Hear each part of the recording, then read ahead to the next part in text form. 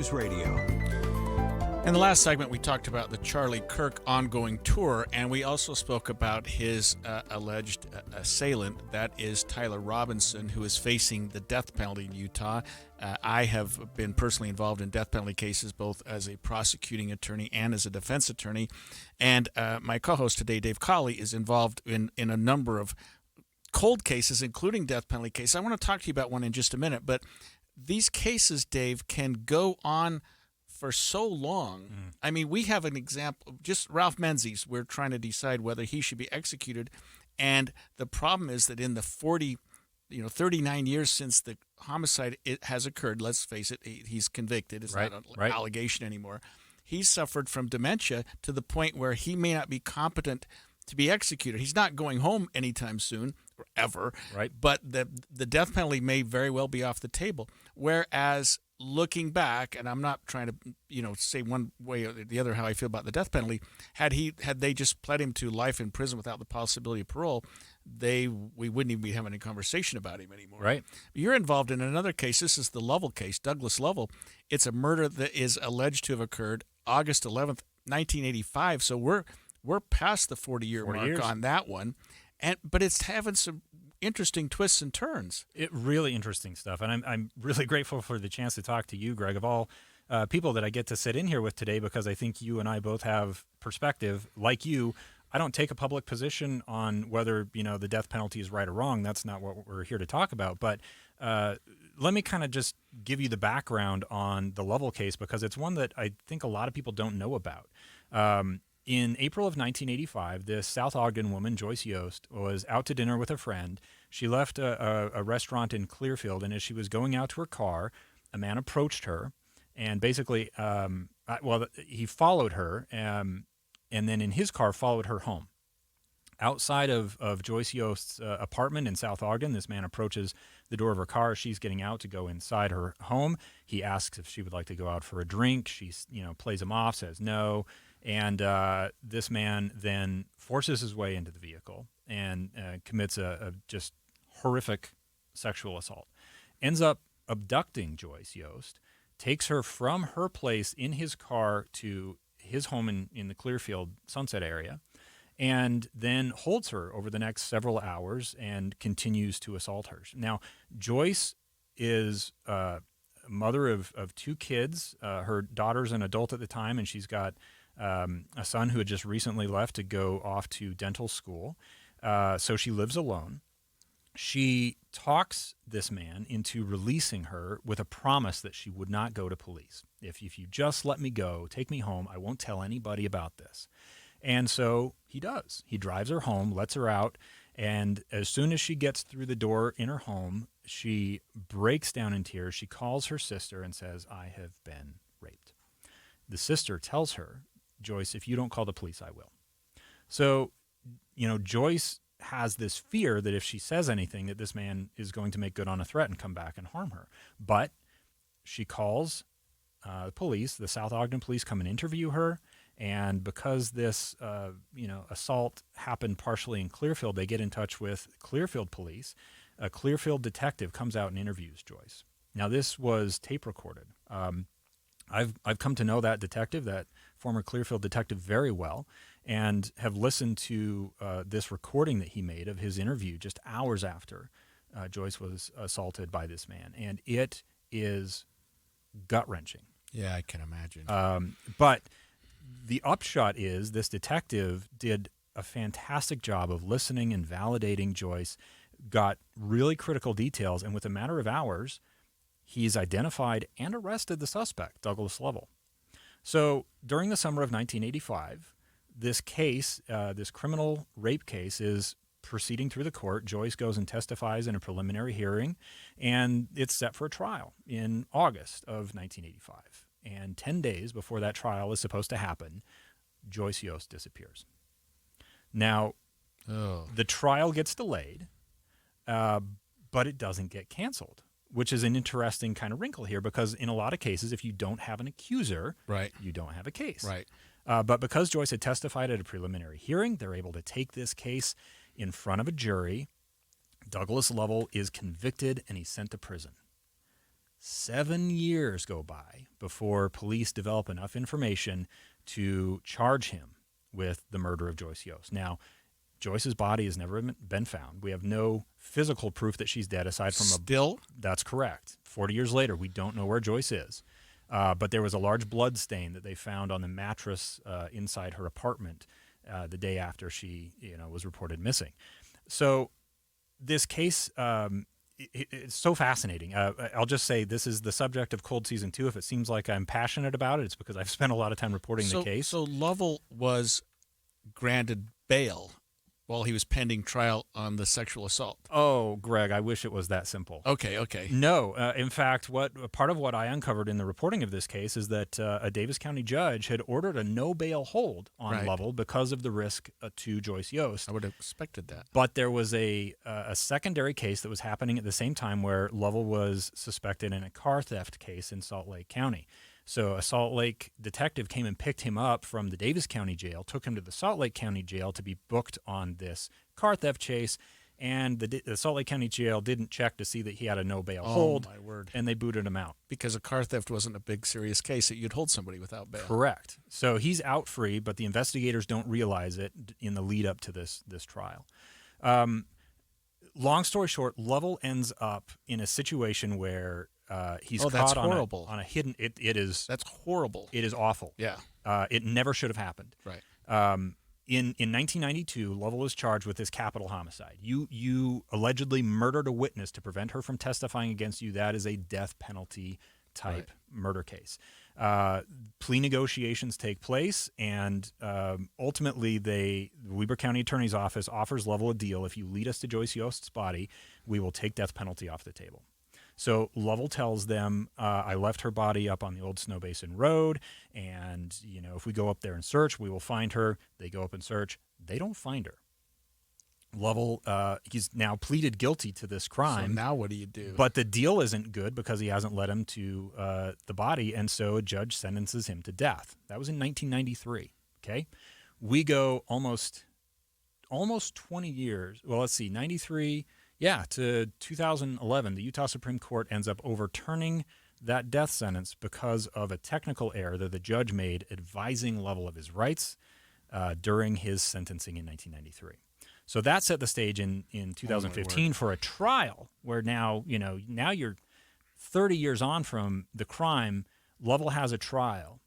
His guilt is already established, so the trial is all about... It's a penalty phase. Right. Okay. Will we give you the death sentence again, or will you get a chance for life with a chance because he's for already parole? pled guilty. He's pleaded guilty, wasn't set aside. And all of this stuff is... his guilty plea was withdrawn, but the record is so strong, even his own admissions... in court, right? So the defense team in 2015 decides we're not even going to argue innocence. We're just going to concede it. Okay. Jury in 2015 delivers another death penalty. Lovell appeals. So for the last 10 years, we've been fighting the second death sentence. And just last year, the Utah Supreme Court again overturned Lovell's second death sentence.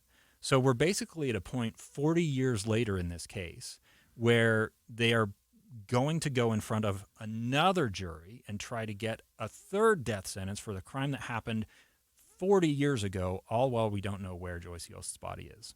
So I'm joined in studio today by Dave Cawley, and Dave, you got me hanging here. I listened to your 8 or 9 day podcast on the Uinta Triangle, and I every time I'd get in my car, I'd listen to another segment of it, and it was incredible. But this one's equally interesting, and for me, just the crime story behind it, the true crime. We're talking about the murder case involving defendant Douglas Lovell and the victim Joyce Yost, and just what happened there. So we didn't quite finish. Can you tell us, kind of bring us up to speed on that case now? For sure, yeah. And so this is all encapsulated in Season 2 of the Cold Podcast. I'll just give a plug to my own show. If you're interested in this story, it's available anywhere you get your podcast. Just search for Cold and go to Season 2, Justice for Joyce. So as we were laying out before the break, we've got this 40-year-old homicide case where the suspect, Douglas Lovell, he's admitted his guilt on the record.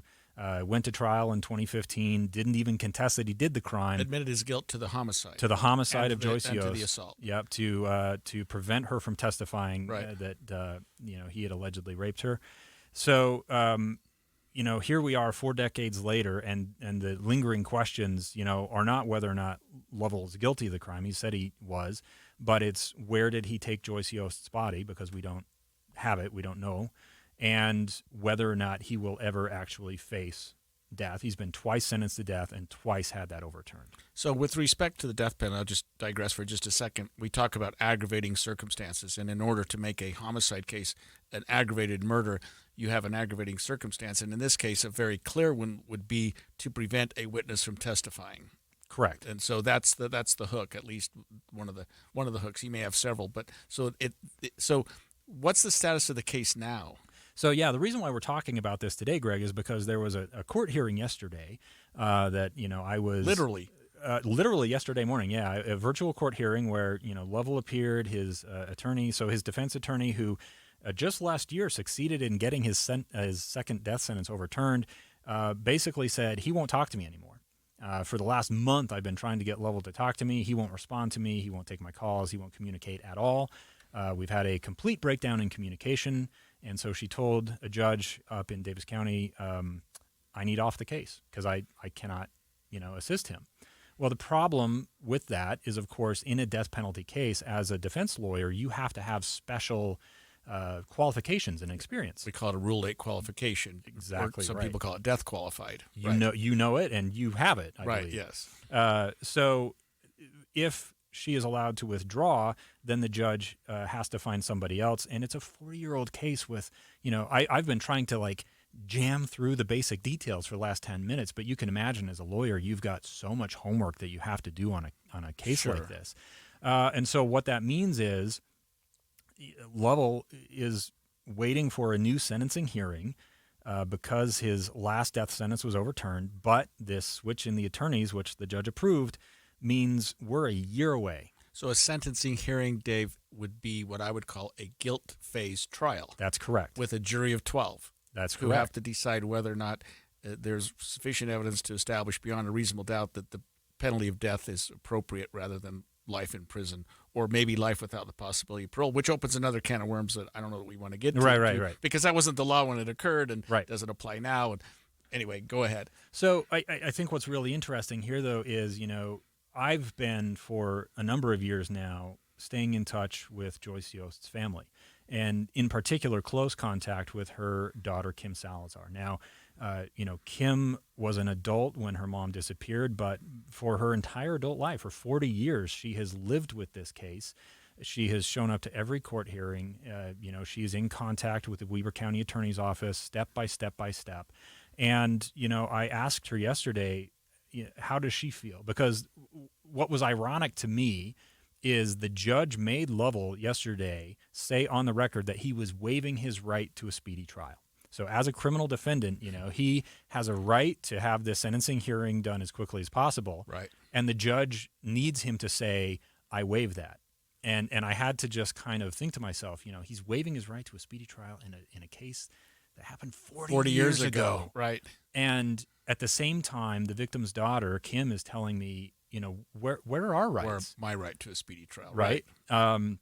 So, because of the way death penalty law works in Utah and in the United States, everything is focused on making sure we don't screw anything up, that the suspect's rights are maintained as strictly as possible. But that means that every little piece of legal minutia is going to get argued over. As it has in this case twice, because his death penalty has been flipped twice. That's correct. So something did go awry in each of those occasions to get us here. According to the Utah Supreme Court. Right. Yep. And, of course, when you're talking about his first death sentence being overturned, that was a technical error. So that's a judge who, during the sentencing, was reading a list of these are the rights that, Mr. Lovell, you have waived. And the legislature had changed just minor wording there, but the judge was using the outdated version. And the Supreme Court said, nope, you can't make that kind of a mistake in a case with this kind of consequence. Sure. Yeah, you have to advise somebody of the rights that they give up before pleading guilty and those rights are very clear. In fact, we now have a form. It's like a 9-page form. Everything you're giving up. It's pretty detailed. Because you don't want these kinds of mistakes. Right. So that was level 1. Level 2 is flipped over because I think you mentioned that before too.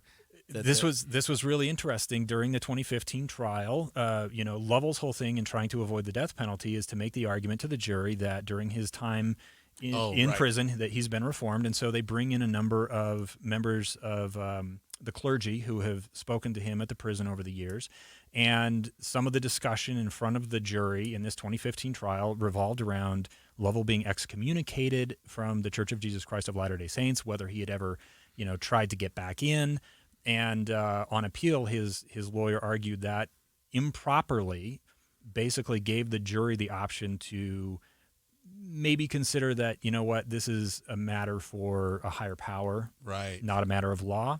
And the state Supreme Court came back and said, yeah, that's improper. That should have been objected to by his defense counsel at trial. And because of that mistake, we got to do it over again. And so what came of the hearing yesterday? So his court-appointed attorney A says, I'm not having communication with him anymore. She's already done what you would say is probably a pretty good job if she got the second death penalty thrown out, but he's not talking to her, so she says, I got to bail. He goes to court. They appoint him a new attorney, I assume, but they say also, hey, you've got a trial coming up. In order for us to give you the attorney more time, you're going to have to waive your right to a speedy trial. We've got to delay it. Yep. And so he was supposed to have a new sentencing hearing in March. That's now no sooner than September, so a year from now. And I will tell you, having followed this case for quite some time, Greg, maybe 2 years from now, it's probably going to be longer, right? Because any little thing that comes up, and the judge in this case, Judge Michael DeReed up in Davis and Weber County, he's been overruled by the Utah Supreme Court. In this case. So he obviously is very invested in making sure that does not happen again, that everything is done strictly to the letter. And, I think to bring it kind of back full circle, as we look at the Charlie Kirk shooting and, the upcoming, we can presume, case against Tyler Robinson, the suspected shooter there are a lot of people who hear death penalty case. We heard Governor Spencer Cox from the outset, before we even really knew a lot about this, say, Utah has the death penalty. Utah has the death penalty, yep. But the truth of the matter is that the death penalty in Utah is not a quick process. And so if you are, somebody who's expecting to see Charlie Kirk's suspected shooter, sentenced to death and basically sent to the execution chamber anytime in the near future, that is not likely to happen. Yeah, we've also got a pending death penalty case in Box Elder County. The man who was accused of killing the 2 police officers from Tremont and Garland area. That's a double death penalty case. We've got the Michael Jane case down in Utah County, allegedly killed the San Quentin police officer, and there are others that we're involved in that I'm tangentially involved in. But we've got a number of death penalty cases, and right now, that's the law of the land, Dave. Utah still has a death penalty. The federal government has a death penalty, and unless something changes, that's going to continue. Our legislature doesn't seem to have an appetite to get rid of it. And if you look at these cases we're talking about right now, I think most people would say if you're going to have a death penalty, these are the kind of cases that qualify. Well, enough on that. When we come back, thank you, Dave. That was fascinating. Tell us again the podcast. Yeah, absolutely. The Cold Podcast. Just search for Cold Season 2 Justice for Joyce.